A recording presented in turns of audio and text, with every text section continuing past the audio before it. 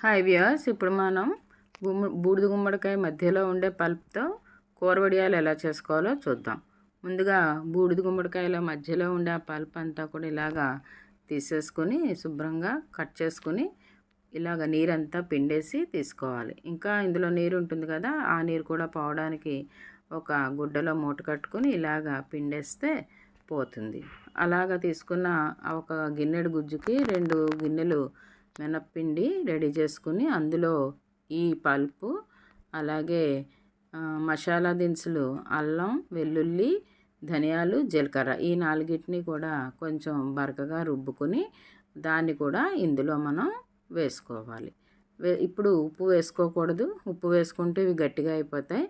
కాబట్టి మనం కూర వండుకునేటప్పుడే దానికి సరిపడా ఉప్పు కూడా వేసుకుంటాం. తర్వాత ఇలాగా అన్నిటిని బాగా కలుపుకొని వడియాలు పెట్టుకుంటే బూడిద గుమ్మడికాయ కూర